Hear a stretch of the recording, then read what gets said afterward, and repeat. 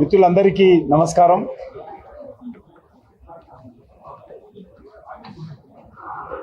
గతంలో నేను భారతీయ జనతా యువ మోర్చాలో ఉన్నప్పుడు నాతో పాటు పనిచేసినటువంటి వ్యక్తి జితేందర్ రెడ్డి గారు. వారు రాష్ట్రీయ స్వయం సేవక్ సంఘ్ కార్యకర్తగా,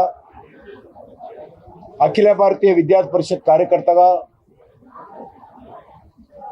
జగిత్యాల పరిసర ప్రాంతాలలో ప్రజలతో మమేకమై ప్రజల కష్ట సుఖాలలో భాగస్వాములై ముఖ్యంగా పేద ప్రజలను సంఘటితం చేసి బడుగు బలైన వర్గాలకు హృదయాలలో తనకంటూ ఒక స్థానం సంపాదించుకొని జాతీయ భావజాలం కోసం పనిచేసినటువంటి మరి విరోచితమైనటువంటి పోరాటం కొనసాగించినటువంటి వ్యక్తి జితేందర్ రెడ్డి గారు. నేను భారతీయ జనతా యువ మోర్చా రాష్ట్ర ప్రధాన కార్యదర్శిగా ఉన్నప్పుడు వరంగల్లో అటల్ బిహారీ వాజ్పేయి గారిని ఆహ్వానించి 3 రోజుల పాటు వరంగల్లో నేను సభ నిర్వహించినప్పుడు జగిత్యాల నుంచి సుమారు 50 బస్సులలో యువకులను సంఘటితం చేసి పేద రైతు కుటుంబాలు, రైతు కూలీల కుటుంబాలు, బడుగు బలైన వర్గాల కుటుంబాల నుంచి సంఘటితం చేసి వరంగల్ జనతా యువ మోర్చా సభను జయప్రదం చేయడంలో కీలక పాత్ర పోషించాడు జితేందర్ రెడ్డి. చాలా ధైర్యవంతుడు. అటువంటి వ్యక్తి తనకు తెలుసు తన ప్రాణానికి ముప్పు ఉందని, అయినప్పటికీ కూడా ఏ ఒక్కరోజు కూడా మరి ఆ రోజు వెనుకడుగు వేయకుండా ఎల్లప్పుడూ ప్రజల మధ్యలో ఉంటూ మరి ఆ రోజు ఏ రకంగా మోటార్ సైకిల్ మీద పోయినప్పుడు మరి నక్సలైట్లు ఏ రకంగా ఆయన చుట్టుముట్టి హత్య చేశారో సినిమాలో జరిగినటువంటి సంఘటన ద్వారా మనం చూసాము. హింస ద్వారా, వైలెన్స్ ద్వారా ఏమీ సాధించలేరనే విషయము జితేందర్ రెడ్డికి తెలుసు. కానీ ఆ రోజు తన ప్రాణాలు కాపాడుకోవడం కోసం, తన మద్దతుదారులైనటువంటి కార్యకర్తల ప్రాణాలు కాపాడుకోవడం కోసం తుపాకీ పట్టని పరిస్థితి ఆ రోజు ఏర్పడింది. ఈరోజు కూడా మనం చేస్తూ ఉన్నాను, ప్రపంచంలో కానీ మన దేశంలో కానీ మరి ఈరోజు వైలెన్స్ ఏమాత్రం మరి ఏ రకంగా ఉపయోగపడదు. అందుకే ఈరోజు కూడా కొంతమంది నక్సలైట్లు ఇంకా హింస ద్వారానే, రక్తపాతం ద్వారానే, తుపాకీ గొట్టం ద్వారానే రాజ్యాధికారం సాధిస్తామనేటువంటి మరి విశ్వాసంతో వాళ్ళు పనిచేస్తూ ఉన్నారు. అది సాధ్యం కాదనే విషయం మనం అర్థం చేసుకోవాలి. డాక్టర్ బాబాసాహెబ్ అంబేద్కర్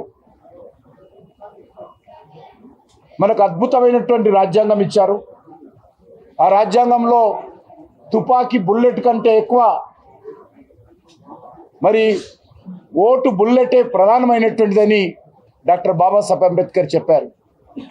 కాబట్టి ఇప్పటికైనా నక్సలైట్లు కానీ, హింసకు పాల్పడేటువంటి వాళ్ళు కానీ హింసను వదిలిపెట్టి డాక్టర్ బాబాసాహెబ్ అంబేద్కర్ యొక్క రాజ్యాంగం మీద విశ్వాసంతో బుల్లెట్ ద్వారా కాకుండా బ్యాలెట్ ద్వారానే ప్రజల కోసం పోరాటం చేయాలి. ఆ రకంగా మరి సమాజంలో మార్పు రావాలని ఈ సందర్భంగా నేను అందరినీ కోరుతా ఉన్నాను. ముఖ్యంగా జితేందర్ రెడ్డి వాళ్ళ తండ్రి గారు అయినటువంటి మల్లారెడ్డి గారు, వారి కుటుంబం అంతా కూడా జాతీయ భావజాలం కోసం అంకితంగా పనిచేసినటువంటి కుటుంబం. జితేందర్ రెడ్డి గారి తండ్రి గారు కూడా మాతో అనేవాడు, జితేందర్ చనిపోతాడని తెలుసు మాకు, ప్రాణహాని ఉందని తెలుసు, కానీ నేను ఎప్పుడు కూడా ఆయన వెళ్ళేటువంటి బాటలు నేను అడ్డుకోలేదని చెప్పాడు. చాలా నిదానమైనటువంటి వ్యక్తి, కరడు కట్టినటువంటి జాతీయవాది మల్లారెడ్డి గారు. ఆంధ్రప్రదేశ్ శాఖకు వారు రాష్ట్రీయ స్వయం సేవక్ సంఘకు అనేక రకాల బాధ్యతలు ఆ రోజు నిర్వహించేవారు. తన కుమారుడు చనిపోయినప్పుడు కూడా ఎంతో నిర్మలంగా, నిశ్చలంగా మాలాంటి వాళ్ళు బాధపడుతుంటే మమ్మలను ఓదార్చినటువంటి వ్యక్తి, గొప్ప వ్యక్తి మల్లారెడ్డి గారు. జితేందర్ రెడ్డి గారు చనిపోయారని తెలియగానే వెంటనే చేరుకున్నటువంటి వ్యక్తుల్లో నేను ఒకరిని ఆ రోజు. అటువంటి గొప్ప జాతీయ భావజాలంతో కూడినటువంటి వీరుడు జితేందర్ రెడ్డి. ఈరోజు అనేక బుల్లెట్లు, ఆ రోజు 72 బుల్లెట్లు ఆయన శరీరంలో మరి ఆ రోజు నక్సలిట్లు పేల్చారంటే మనం అర్థం చేసుకోవచ్చు ఆ పోరాటం ఏ రకంగా ఉండింది. ముఖ్యంగా వారి సోదరుడైనటువంటి రవీందర్ గారు, ముదుగంటి రవీందర్ గారు కొంత సాహసం చేసి జితేందర్ రెడ్డి చరిత్రను మరి ఈరోజు మనకందరికి అందించేటువంటి ప్రయత్నం చేశారు. మరి దర్శకుడు విరంచి చాలా బాగా ఉన్నంతలో చాలా బాగా ఈ చిత్రాన్ని మలిచి మరి మన ముందు పెట్టేటువంటి ప్రయత్నం చేశారు. కొంత సినిమాకి సంబంధించినటువంటి కొంత కల్పన చేసినప్పుడు కూడా అది వాస్తవ చరిత్ర. అది నాకు తెలిసిన చరిత్ర. నేను చూసినటువంటి జితేందర్ రెడ్డి అతను నాతో అనేక సార్లు ఈ విషయం మీద మాట్లాడినటువంటి వ్యక్తి, నాతో పాటు పనిచేసినటువంటి వ్యక్తి. కాబట్టి నాకు పూర్తి విశ్వాసం ఉండే అతను ఒక మంచి నాయకుడుగా భారతీయ జనతా పార్టీలో పనిచేస్తాడనేటువంటి ఆలోచన మా అందరికి ఉండింది. కానీ దురదృష్టవశాత్తు మరి ఆ రకంగా అదొక పోరాటంలో వీర మరణం పొందాడు. ముఖ్యంగా రాకేష్ మరి హీరోగా నటించాడు. చాలా అద్భుతంగా తన పాత్ర పోషించాడు. మరి నేను మనస్ఫూర్తిగా ఇటు విరంచిని కానీ, దర్శకుడు హీరోగా నటించినటువంటి జితేందర్ రెడ్డి పాత్ర పోషించినటువంటి రాకేష్ని కానీ మనస్ఫూర్తిగా అభినందిస్తూ, మరి రవీందర్ ఏదైతే ప్రయత్నం చేశాడో ఆ ప్రయత్నము న్యాయం చేశాడని నేను భావిస్తూ ఉన్నాను. దానికి డైరెక్టర్ గారు కానీ, హీరోగా జితేందర్ రెడ్డి పాత్ర పోషించినటువంటి రాకేష్ కానీ ఆ పాత్రలకు న్యాయం చేశారు. మరి ఈ సినిమాను నక్సలైట్లు కూడా చూడాలి. ఎందుకంటే ఒక వ్యక్తిని చంపే అధికారం ఎవరికి లేదు. ఒక వ్యక్తికి జీవం పోసేటువంటి శక్తి భగవంతుడు మనకి ఇవ్వనప్పుడు ఏ వ్యక్తికి ఒక ప్రాణం కూడా తీసేటువంటి అధికారం లేదు. ఎందుకంటే అమాయకులైనటువంటి బడుగు బలైన వర్గాల కుటుంబాల నుంచి ఈరోజు వరకు కూడా ఉద్యోగంలో చేరుతారు. తన కుటుంబాన్ని పోషించుకోవాలి, తన భార్య పిల్లలను పోషించుకోవాలి, వాళ్ళ తల్లిదండ్రుల కళ్ళలో సంతోషం చూడాలని చాలామంది పేద కుటుంబాల వాళ్ళు ఈరోజు పోలీసులో చేరుతారు. అటువంటి పోలీసులను మరి ఈరోజు నక్సలైట్లు వేలాది మందిని హత్య చేశారు. అది ఏమాత్రం మంచిది కాదు. అదేవిధంగా అమాయకులైనటువంటి మరి ఈరోజు గిరిజన ప్రజలను కూడా హత్య చేస్తున్నటువంటి పరిస్థితి ఉన్నది. ఇది మార్పు రావాలి. ఇప్పటికే చాలామంది ప్రజలు మారుతున్నటువంటి వ్యవస్థలో హింస, తుపాకుల ద్వారా ఏమీ సాధ్యం కాదు. ఇది మరి ఈ యొక్క తుపాకీ గొట్టం సిద్ధాంతం లాభం లేదు అనేటువంటి విషయము ప్రజలు అర్థం చేసుకున్నారు.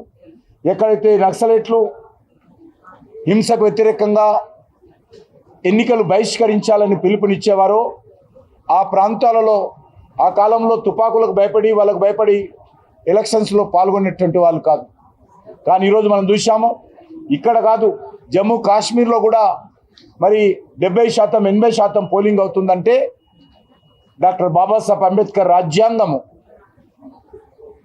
బుల్లెట్ కంటే బ్యాలెటే గొప్పదని ఈరోజు ప్రజలు విశ్వసిస్తున్నారు. ఆ దిశలోనే డాక్టర్ అంబేద్కర్ రాజ్యాంగం ప్రకారము పేదలకు, బడుగు బలైన వర్గాలకు, రైతులకు, రైతు కూలీలకు మనం అందరము ప్రజాస్వామ్యం మీద విశ్వాసం ఉంచి సేవ చేయాలి. అందుకే నక్సలైట్లు హింసను వదిలిపెట్టి ప్రజాస్వామ్యంలో రావాల్సిందిగా ఆహ్వానిస్తా ఉన్నాను.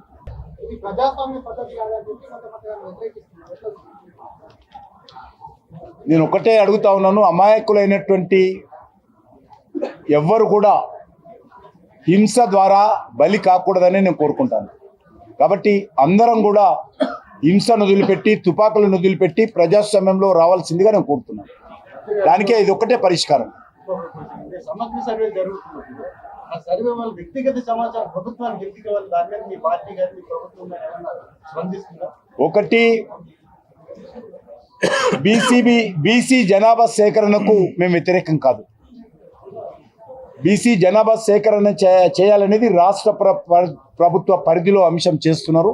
వాళ్ళు చేసుకోవాల్సిందిగా కోరుతా ఉన్నాను. కానీ ఏ అంశాలైతే ప్రజల దగ్గర ప్రజల ఇష్టాలకు అనుకూలంగా వివరాలు సేకరించాలో ప్రజల ఇష్టము, ప్రభుత్వం ఇష్టం. మేము మాత్రము జనాభా సేకరణకు వ్యతిరేకం కాదు. మా స్టాండ్ ఇది ఇక్కడ ఇది అన్ని కాదు, ప్రెస్ కాన్ఫరెన్స్ కాదు కదా. भारत माता की जय।